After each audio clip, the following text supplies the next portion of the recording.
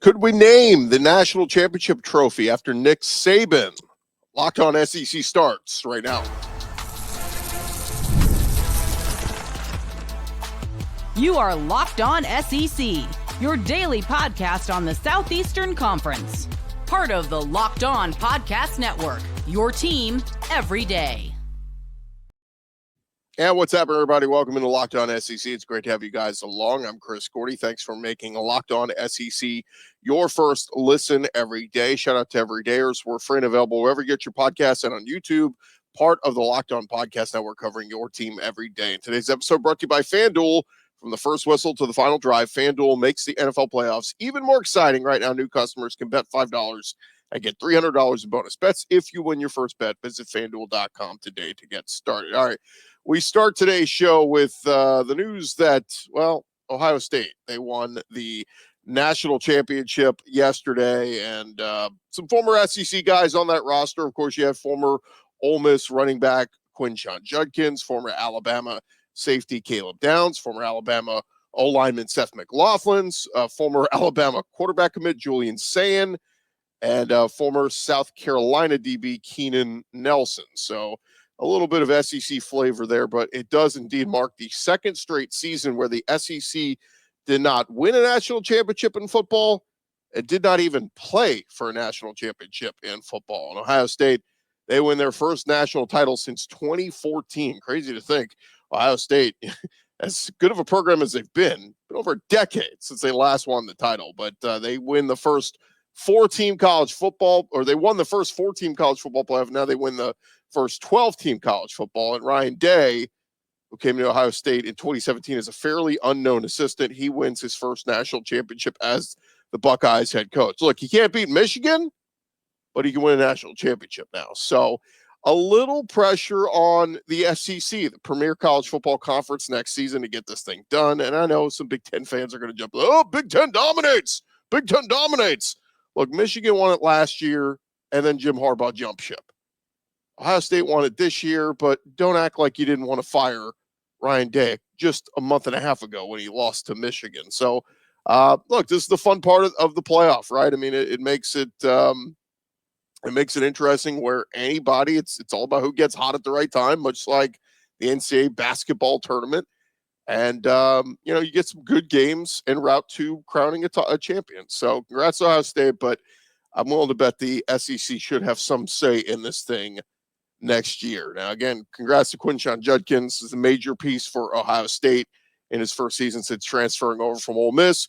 Scored 2 rushing touchdowns in the national championship game. And I still hold true to my statement I've made all postseason that if Quinshon Judkins stays at Ole Miss would have been a playoff team. Now, would they have won it all? I don't know. Jackson Dart was pretty damn good. That receiving core, O-line, defense, opportunistic. To me, one of Ole Miss's missing pieces this year was a dominant run game. And if Quinshon Judkins had stayed and been there, they would have had that dominant run game. But nonetheless, congrats to Quinshon. And he is a national champion there at Ohio State. One other funny note ahead of kickoff between the two teams, the head referee was introduced, and the officiating crew for Monday night's game, the head official was from the SEC, and a loud, boisterous fan base from Notre Dame and Ohio State booed inside Mercedes-Benz Stadium and letting everybody know that, hey, we hate the SEC, and we don't like that the referee from the SEC is in this game. Shout out to Notre Dame, though. I mean, they made it interesting and kept this thing a little bit close towards the end, but they made the big plays. Now, other tidbits from the championship game. Well, Pat McAfee on the game day set, of course, with Nick Saban. They were a little odd to start the year together, and then they kind of became best friends as the season went along. But Pat McAfee says he thinks college football needs to honor Nick Saban, and that is by naming the national championship trophy after the former Alabama and LSU head coach. Ahead of Monday night's game, McAfee went on to gush about the season that was. 134 teams, cracked down to 2, and then suggested the college football playoff rename the national championship trophy, which is currently just called the CFP National Championship Trophy. Of course, for years you had it was called the Coach's Trophy, but there's no name like the Lombardi in the NFL. McAfee said they should absolutely think about it. Reese Davis even said, Commissioner, name the trophy after you. What else? Nick Saban said, I don't need any of those jobs. Of course, Saban has been rumored about as a potential college football commissioner. Penn State coach James Franklin, put out there that he would support it. Chip Kelly at Ohio State suggested he would support it. But, of course, Saban currently holds the record for national championships won by a single coach with 6 of the 7 titles coming at Alabama. But, man, would you, everybody plays for the Lombardi in the NFL. Could you imagine playing for the Saban in the college football playoff? Certainly think a lot of folks would get on board with that, particularly Alabama fans. Nick Saban also touched on the NIL topic on the game day set prior to the game. He called for NIL competitive balance in college football. He said, quote, the people out there need to know this model currently is unsustainable. One school can't spend $30 million for players while another school is spending $3 million. Just not sustainable. So, look, we all know that. We think that there are going to be some massive changes coming very soon to NIL, at least from a government perspective. It sounds like they are going to step in and try to, legislate some kind of cap on what's the most, one school can spend on one player or X amount, whatever. We will see. But certainly you got to think changes are going to come. Like it or not, Nick Saban is for a change in that department. But also on Monday, Nick Saban was asked about, he was on the Pat McAfee show, and he was asked about some of the toughest players he's had to coach against, and basically brought up since Joe Burrow. He said the most dominating player that we played against at Alabama was Jaden Daniels from LSU. He said, no disrespect to anybody else, but I think this guy's a great passer. He's fast as hell. He's smart. He makes good decisions. I don't see how you can go wrong with that guy. Of course, they were talking about Jaden Daniels winning the playoff game over the weekend against the Lions, and his Commanders will take on the Philadelphia Eagles this Sunday for the rights to go to the Super Bowl. Pretty crazy that one LSU quarterback and Joe Burrow went to the Super Bowl in, what was it, his second year in Cincinnati, and now Jaden Daniels could do it in his rookie season in Washington. But found that interesting. Nick Saban pointing out that Jaden Daniels, the toughest player he's had to coach against since Joe Burrow. So shout out to LSU guys there.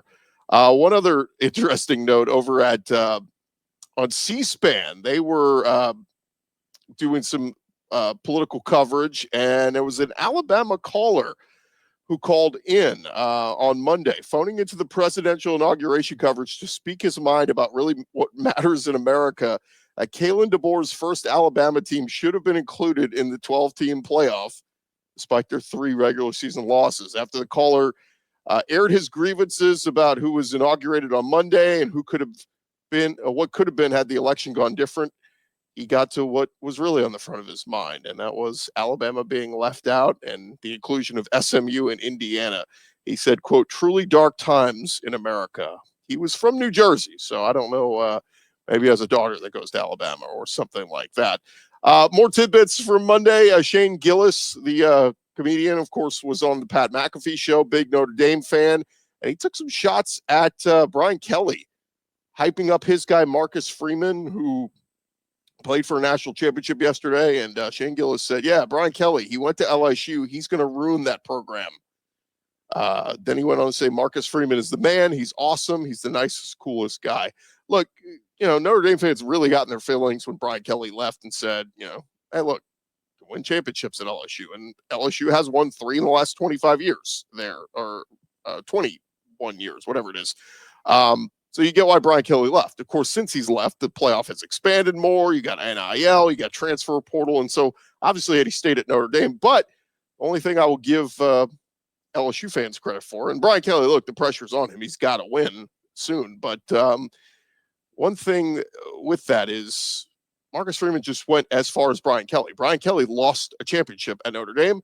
Now Marcus Freeman has lost a championship at Notre Dame. So Freeman has gotten as far as Brian Kelly, just has not exceeded what Brian Kelly did at Notre Dame. So there you go. One other note here from the championship game on Monday night. Caleb Downs, of course, was the guy who was at Alabama, had a fantastic freshman year, then jumped ship in the transfer portal to Ohio State. Well, over the weekend, Downs was asked to reflect on Nick Saban's retirement and his decision to leave Tuscaloosa. He said the retirement came as a huge shock.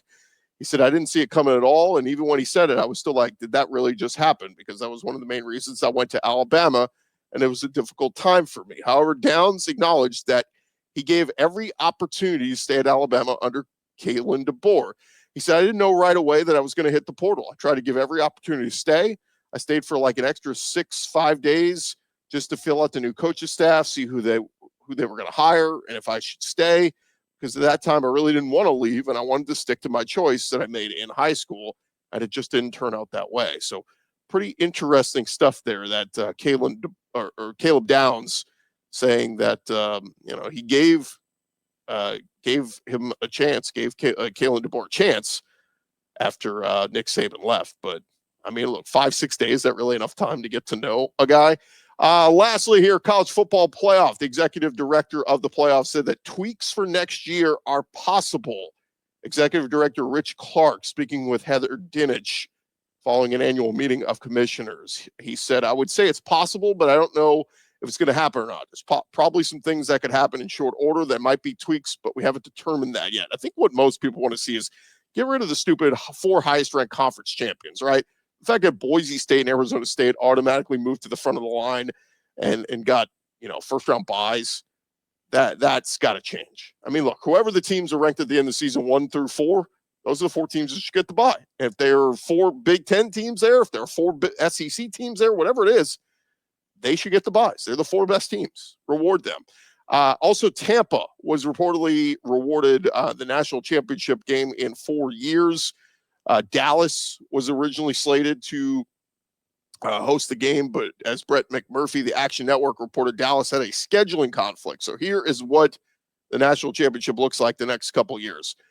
A year ago from right now, next year it will be in Hard Rock Stadium in Miami. A year later, it will be at Allegiant Stadium in Las Vegas. In 2028, it will go to the Superdome in New Orleans. 2029 will be Raymond James Stadium in Tampa. And January 30th, it'll go back to Miami again. Tampa last hosted the national championship back in 2017, the 3rd national title game of the college football playoff era. That was when Clemson beat Alabama in that thriller 35-31. So congrats to Tampa. You get a reward for Dallas not hosting in 2029. I have not read what that what the scheduling conflict is for Dallas, but you would think whatever that is a soccer game, whatever it would be, like you're going to lose a national championship.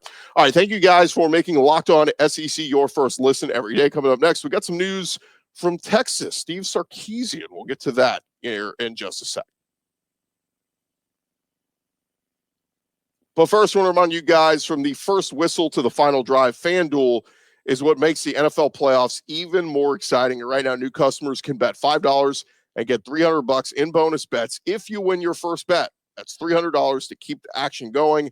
And the FanDuel app is easy to navigate. The variety of bets will keep every game exciting. And when you win, you get paid instantly. No waiting around for your winnings, whether you're betting on your favorite team or just looking to add some extra excitement to the playoffs.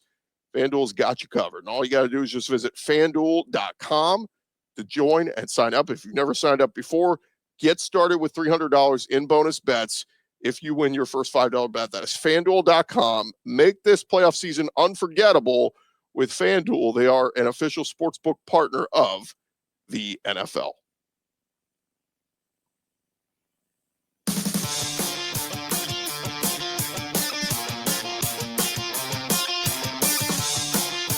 All right, roll along here, Locked On SEC. Thank you guys for making us your first listen every day. Shout out to everydayers. Keep coming back and checking us out each and every day. All right, got some transfer portal news coming to you in just a second, but we do want to get to the news out of Texas. If you missed that over the weekend, Steve Sarkisian agreeing to a contract extension with the Texas Longhorns amid NFL interest. Sark and the university agreed to terms on a contract extension, according to Brett McMurphy. McMurphy reported that Sark turned down a pair of interviews with NFL teams in favor of staying in Austin. Now, this is the second extension for Sark in back-to-back seasons. If you remember January of last year, when Nick Saban abruptly retired, Sark was one of the names that was floated out there. And he very quickly inked a deal, a new deal at Texas that would keep him at the helm through 2030 while increasing his salary to $10.3 million for this past season. That made him the third highest paid coach of college football behind only Kirby Smart and Dabo Swinney. As success with the Longhorns, back-to-back college football playoff semifinal appearances, a record of 25-5 the last 2 years. And look, he was a guy who had some success in the NFL. So with the Atlanta Falcons as their OC in 2017 and 2018. But he's got Arch Manning taking over the reins at quarterback in 2025. And so, you know, there was some rumblings. Maybe Jerry Jones and the Dallas Cowboys could give him a look. Of course, there was rumblings on that in Deion Sanders at Colorado to go to Dallas. But, Brett McMurphy putting out there, Steve Sarkisian agrees to a contract extension with Texas after declining interviews with 2 NFL teams. UT Board of Regents and athletic director Crystal Conte were key figures in getting this deal done. And a source told Brett McMurphy the fact Sark didn't take any NFL interviews shows his buy-in and his commitment to the University of Texas. Yeah, I get that. I mean, he's got, like I said, Arch Manning about to take over the helm there, quarterback. Texas did lose a lot, though. They gotta replenish. I've seen a lot of Texas fans in our comments going, "Oh, doesn't matter. We've recruited great." Yeah, that's fine. But, you know, what's a 5-star recruit who's never played it down before? We don't know what they are until they get out there and play. Texas losing a lot of experience, a lot of upperclassmen and seniors and guys heading off to the draft. So got to replace them. Not saying it's impossible, but we'll see what they do. All right. One other tidbit. We'll transition here into transfer portal news. And we're going to stick with Texas. Former Texas tight end Amari Niblack hit the transfer portal and is reportedly heading to Texas A&M. Matt Zenitz of 24/7 Sports reporting that Niblack transferring to the Aggies. He's played in 30 games over 3 seasons. Of course, started at Alabama and transferred to Texas, where he played limited. Will have 1 full season of eligibility remaining, as well as a red shirt in case he wants to use that. But again, it was very helpful of what his production would be as a freshman. Played in 7 games for the Crimson Tide, and then stepped up his play in year 2 there, but just never really became the guy there at Texas. Of course, Gunnar Helm became their huge go-to tight end target this season. All right, other transfer portal news over at Ole Miss. Lane Kiffin trolling South Carolina as they landed a sought-after transfer wide receiver from Penn State. Trey Wallace has committed to transfer to Lane Kiffin's Ole Miss Rebels. He announced his commitment on Sunday, and Lane Kiffin had some fun with the fact that he was supposed to go check out South Carolina. Wallace spent 4 seasons at Penn State. He has 1 remaining season of college eligibility remaining, but this past year he started all 15 games and had 46 catches for 720 yards and 4 touchdowns. So Harrison Trey Wallace, watch that name next year in the pass catching game for the Ole Miss Rebels. Over at Tennessee, they picked up a commitment from a transfer running back. Vols added a commitment from ex-Duke running back Star Thomas. Announced his decision on social media over the weekend. Rushed for over 500 yards in 22 and 23 when he was at New Mexico State, and then had an 800-yard season this past year at Duke as they won 9 games there. But Thomas joins a Tennessee backfield where there's immediate playing time. Vols will look to replace their leading rusher, Dylan Sampson, who had a monster year in the SEC. He's heading off to the NFL. Tennessee does have a couple of younger running backs, Deshaun Bishop and Peyton Lewis. Both averaged over 5 yards a carry this past season, but add Star Thomas to the mix there for the Tennessee Vols next season. And over at Florida, they picked up a quarterback to their room to back up their well-experienced young quarterback. But Florida adding Harrison Bailey, social media announcing he will continue his college career with the Florida Gators, entering his final season of eligibility. Of course, previous stops at Louisville, UNLV, and Tennessee. Over 5 seasons, he's thrown for 1,100 yards, 10 touchdowns, and 3 interceptions. This past season at Louisville, he threw for 200 yards and 3 touchdowns as a backup. But now he will get to sit behind DJ Lagway. And, of course, Graham Mertz got hurt at the start of the year, was supposed to be the starter, and then Lagway took over, and we saw what the freak true freshman could do, how talented he is. So a lot of excitement about Lagway, but you got a little bit of insurance policy now with Harrison Bailey, who's played a lot of football as a backup. And one more Florida note here, former Florida and Alabama defensive back DJ Douglas announced his decision to enter the NFL draft on Saturday. Played all 13 games for the Gators this year, had 23 tackles and a fumble recovery, saw most of his time on special teams. But he put out a statement saying, thank you, Father God. It's just a blessing to be here. And after prayer and reflection, I'm excited to announce I will be declaring for the 2025 NFL draft. Like we said, started his career at Alabama, earned a red shirt in 2019, played in just one game. And then after the 2020 season, transferred to Tulane. We spent the next 3 seasons. And then this past year over with the Florida Gators. So wish him the best of luck at the next level. All right, there you have it. That is the latest going on in the transfer portal and the SEC. Still to come, we're going to touch a little bit on the SEC hoops world where things are not going well at Arkansas with John Calipari. We will talk about that next right here on Locked On SEC. But first, I want to remind you guys, today's episode brought to you by our friends at PrizePicks, and PrizePicks is the place to get real money sports action. With over 10 million members and billions in winnings, PrizePicks has changed the game in daily fantasy sports. Whether it is playoffs or the regular season, PrizePicks has made it easier than ever for you to bring home that big win while enjoying all the football action. And, of course, now it is playoff time, and there's no better way to get in on the action than with PrizePicks. And here's how it works. You simply pick more or less on at least 2 players.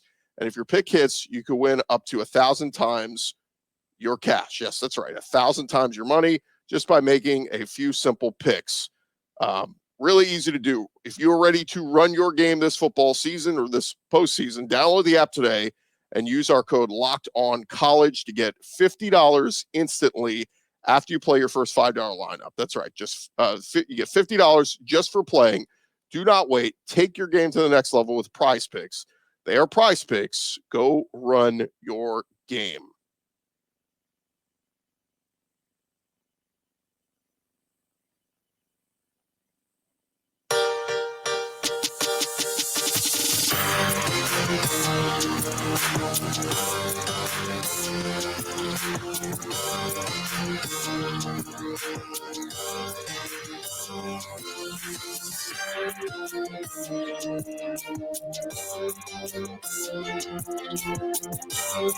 All right, roll along here. Locked On SEC. Thank you guys for making us your first listen every day. Appreciate you guys for joining us. And yeah, catch you up on a lot of the news and notes from around the weekend that was. And do need to touch on some of the news that happened in the college basketball world where things are not going well for John Calipari and company. So let's dive into that if we could. John Calipari getting clowned out there on social media as Arkansas falls to a horrific 0-5 start in SEC play, and not the season that he imagined that he would have at Arkansas. On Saturday, their squad dropped another SEC game to fall to 0-5 in conference play. They lost 83-65 to Mizzou. It was the Razorbacks' worst start in conference play since being in the Southwest Conference.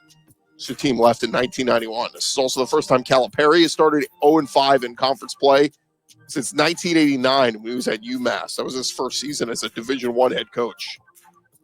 And social media letting Calipari have it. Razorbacks struggling to start SEC play just like they did last season. When they started 0-3, they would go 3-7 in their first 10 conference games. But even that team didn't go 0-5.